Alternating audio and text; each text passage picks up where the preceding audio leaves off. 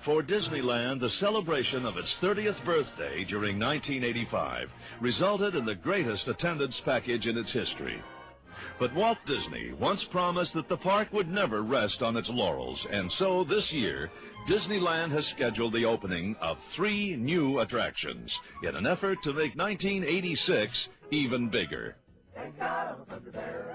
Already open to approving audiences is the Country Bear Vacation Hoedown in Bear Country. It's a Disney novelty in that it's a completely computer reprogrammed version of the park's Country Bear Jamboree, which had been a guest favorite since 1972. Disney show designer Dave Feighton explains why the effort was made to rework the popular attraction.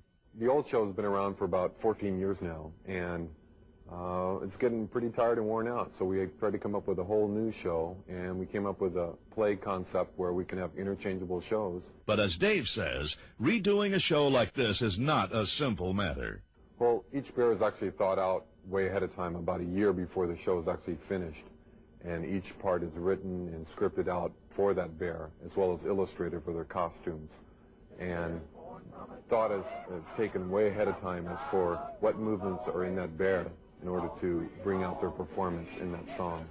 Good old Rocky Top, Tennessee, Rocky Top, Tennessee. Set to open in time for the start of the park's summer season will be Big Thunder Ranch, occupying 2 acres of undeveloped land just north of Frontierland's popular Big Thunder Mountain Railroad attraction. Themed to circa 1880, there will be a museum-type ranch house, a pasture for grazing Disneyland draft horses, a corral where guests can feed and pet barnyard animals, an on-site harness maker and farrier, and chuck wagon grills where you can order steak and barbecue ribs, among other items. We're hoping that the guests have an educational as well as an entertaining experience working around the animals at Big Thunder Ranch. We want them to understand what farm life was like in the 1880s, and that's what we're hoping they'll get out of it. Among the animals you can feed and pet will be a number of burros from the Grand Canyon. Instead of destroying these animals to reduce their numbers, which was the case a few years ago, the government is now offering them for adoption, and visitors to Disneyland will have the opportunity to adopt a Disneyland burro. We want the guests to be able to experience them and touch them and have that, entertainment and educational experience. And yet we also want to help the Bureau of Land Management place some of these burros in good homes. So people could actually adopt a burro from the Bureau of Land Management that lived here at Disneyland at Big Thunder Ranch, and we're planning to have an adoption certificate appropriately designed for that particular purpose. Destined to be the biggest of the 86 attractions is a spectacular 3D motion picture, which brings together 3 of the biggest names in the entertainment industry: George Lucas, Francis Coppola, and Michael Jackson. Entitled Captain EO, the 17-minute space fantasy stars Michael Jackson as a musical space hero whose mission is to conquer the forces of darkness on a sinister planet headed by actress Angelica Houston. Captain EO will open simultaneously in late summer at both Disneyland and Walt Disney World in Florida.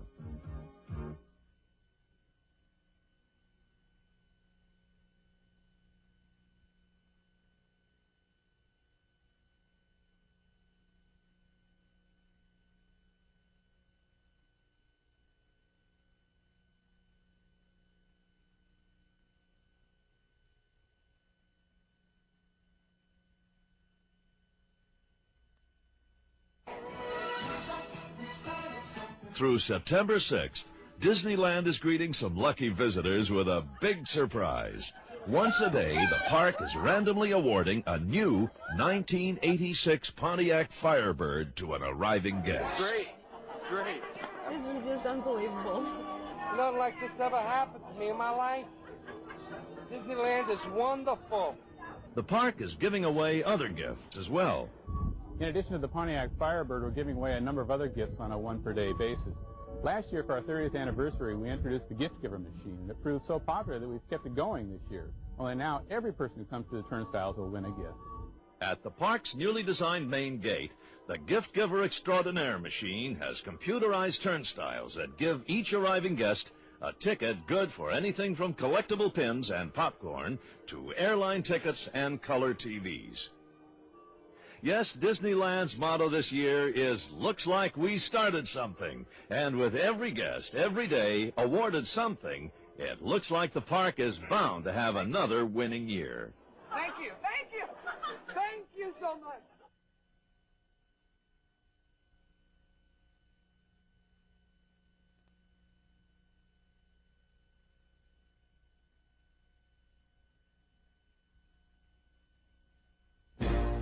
Walt Disney once said that he wanted Disneyland to be a happy place, a place where children and adults could experience together some of the wonders of life and feel better because of it.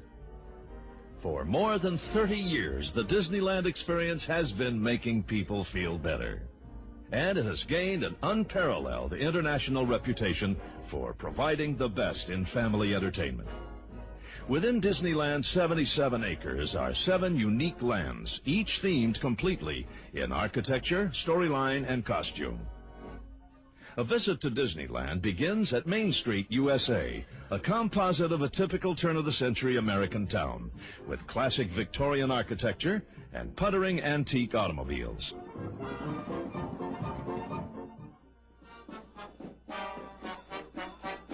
The Disneyland Band adds lively music to the homey atmosphere, and the famous Disney characters frolic among the guests. At the Main Street station with its elegant gabled roof, you can board a replica of a 19th century iron horse for a trip around the park's perimeter.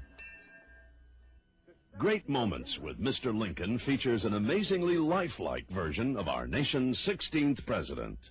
All the armies of Europe, Asia, and Africa combined could not by force take a drink from the Ohio or make a track on the Blue Ridge in a trial of 1,000 years. From Disneyland Central Plaza, this sign beckons you to the exotic region of Adventureland. Here you can enjoy the unusual sight of animated tiki gods and singing birds and flowers in the enchanted tiki room. And now our national anthem. It's oh, sing like the birdies sing. Tweet, tweet, tweet, tweet, tweet. The Jungle Cruise, a longtime favorite of park visitors, offers a rare chance to journey into the home of bathing elephants, feisty rhinos, and temperamental hippopotami. A 70-foot recreation of the mythical Swiss family Robinson's treehouse awaits those who might fantasize about life during simpler times. In Frontierland sits America as it was, circa 1850, a time of hardy pioneers. Along the rivers of America plies the majestic Mark Twain, a stern wheeler much like those which gracefully carried cargo and passengers along the muddy waters of the mighty Mississippi.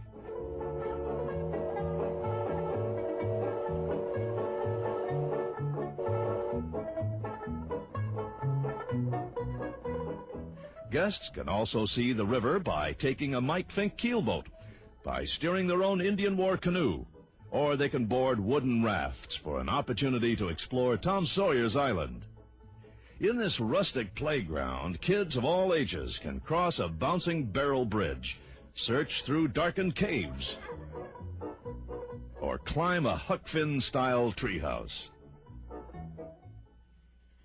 For fun of a speedier sort, there's Big Thunder Mountain Railroad, a runaway mine train which darts around spiral buttes and encounters a ravaging earthquake before a splash past prehistoric remains. In Bear Country, you can pull up a seat and enjoy the comically musical antics of 18 fun-loving Bruins in the all-new Country Bear Vacation Show. We promise you won't find it unbearable. I wish they all could be California Bears. I wish they all could be California Bears.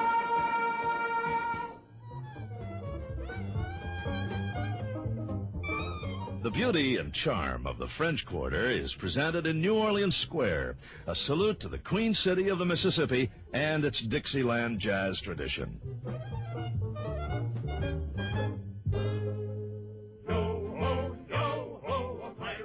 But there's also adventure to be found in the rowdy Pirates of the Caribbean, featuring the most black-hearted crew of swashbucklers who ever plundered the high seas. Town maidens are auctioned to the highest bidder, and the whole village is looted while chaos and bedlam reign. Marauding, embezzle, and even hijacking.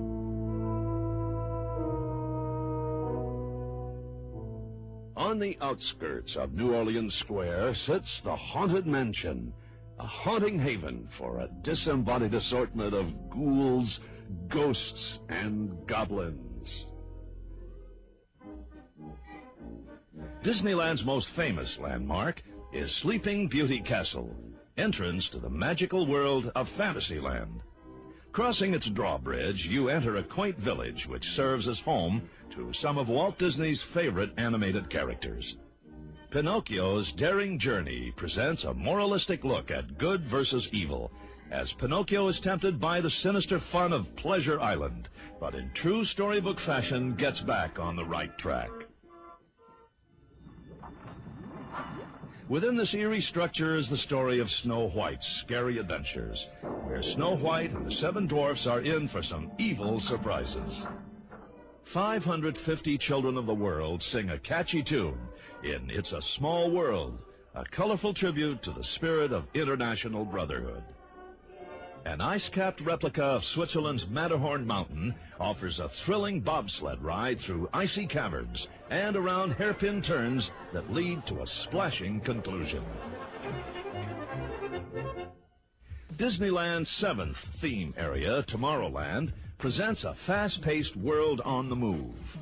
Here, guests can zoom along in a Disneyland monorail train, or enter sleek-shaped automobiles for a drive along the Tomorrowland Autopia. The more adventurous can board an atomic-powered submarine for a trip under the North Pole.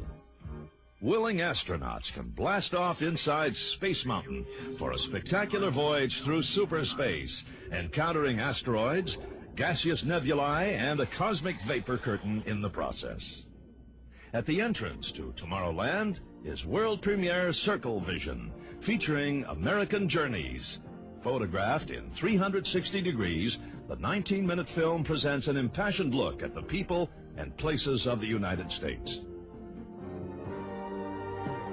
So this is Disneyland, a wondrous realm of make-believe, created by one of America's greatest showmen, heralded as a splendid example of creativity and ingenuity, and recognized as one of the world's most popular attractions.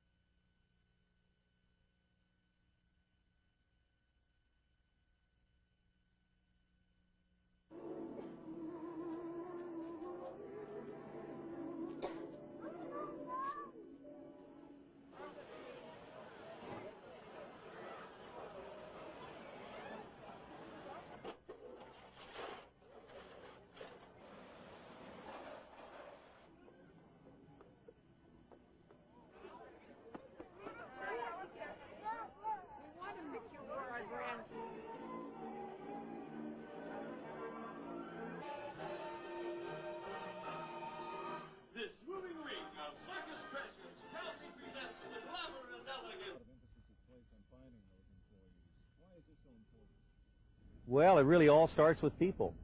And the thing that's so great about Disneyland is that from the very beginning, our people have made the difference. You know, when we opened in 1955, we had a real difficult time. And our people is what carried us through. And now today, with all the projects, Disneyland and Florida and Japan and Europe, that's the thing that's going to make us unique and so successful. It's going to be our people, because we have a group of people that really care. You know, this Disney culture, if you will, is internationally accepted throughout the world. And wherever you go, when you say you work for Disney, people want to talk about it.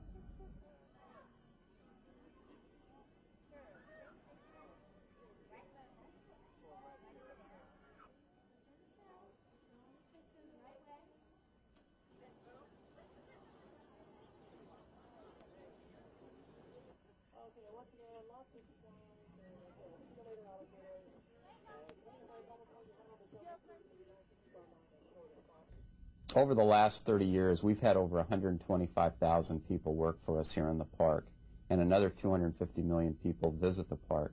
So they know what we're looking for. They have an expectation of what a Disneyland cast member is going to represent when they've come to visit the park in the past, or those that have worked here in the past will refer somebody that they know represents the qualities that we're looking for. And I'd say that's probably our best marketing tool in terms of attracting people, the people that have worked here in the past, or the people that have visited the park and what their expectation is of a Disneyland cast member.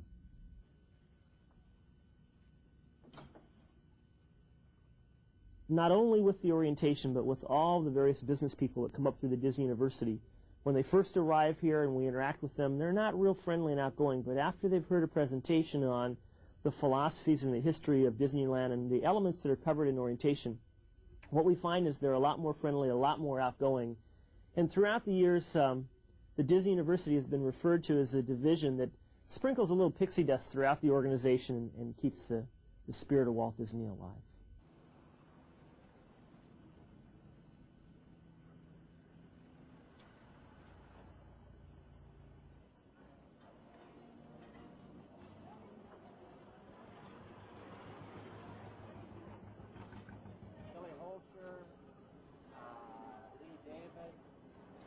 To the music of Disneyland. And it's just like Old Home Week. You wave at them when you go by, and it's really interesting. Yeah, the guests make it tremendously easy. And in fact, if you ever do get tired or bored, I just lift up the hood of my car, and immediately I have a flock of people who are here for one reason. They want to see the car. Hey, you're awake, you're alive, and you're back with it 110%.